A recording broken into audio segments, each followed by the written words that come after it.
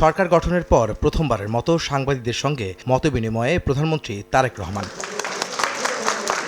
রাজধানীর চীনমৈত্রী সম্মেলন কেন্দ্রে এই আয়োজনে আমন্ত্রিত ছিলেন দীর্ঘদিন ধরে বিএনপির সংবাদ সংগ্রহ করা গণমাধ্যম কর্মীরা, ছিলেন প্রধানমন্ত্রী বিটের সাংবাদিকরাও। সাংবাদিকদের সঙ্গে নিয়ে মধ্যাহ্নভোজ করেন তারেক রহমান।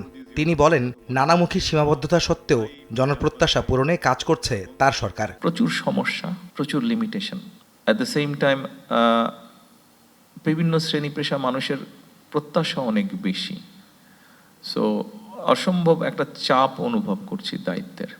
এ সময় সাংবাদিকদের প্রশ্নের উত্তর দেন তারেক রহমান। তিনি জানান, প্রতিহিংসা ভুলে কাজ করতে বদলাতে হবে দৃষ্টিভঙ্গি। চিন্তা কিছুটা আমরা পরিবর্তন করার চেষ্টা করি। হ্যাঁ, আমার সাথে হয়েছে।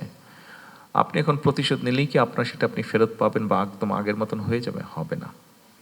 তাহলে আমরা আমাদের সেই মাইন্ডসেট থেকে বেরিয়ে এসে ঠিক আছে আমরা কি করতে পারি, দেশের জন্য, সমাজের জন্য, মানুষের জন্য কি করতে পারি, পারি বা পারি না পারি সেটা হচ্ছে পরের ব্যাপার, অন্তত চেষ্টা তো করতে পারি, আমরা সাকসেসফুল হওয়া পরের ব্যাপার। বিজলি কেবলসের স্কিন কোটেড ইনসুলেশন আগুন প্রতিরোধী। বিজলি কেবলস, নিরাপদ আজীবন। মিথ্যা খবরের প্রচার ঠেকাতে আইনগত ভিত্তি তৈরির চেষ্টা করা হচ্ছে বলেও জানান প্রধানমন্ত্রী।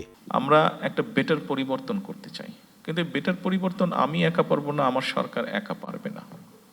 আপনিও এই দেশের অংশ, আপনিও এই সমাজের অংশ, আমাদের সকলকে মিলেই হতে পারে। হ্যাঁ, আমার যদি কোনো ভুল হয় আপনি আমাকে বলেন, কিন্তু ভুলটাকে আপনি যদি এমনভাবে উপস্থাপন করেন যে পত্রিকার কাটতি বাড়ানোর জন্য অথবা অন্য কোনো উদ্দেশ্যে, সেটা তো তাহলে উভয়ের জন্যই বোধহয় একটা সময় ক্ষতি বয়ে আনবে।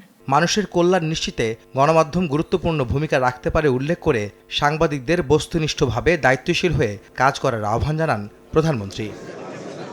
আহমেদ সালেহীন, সময় সংবাদ, ঢাকা।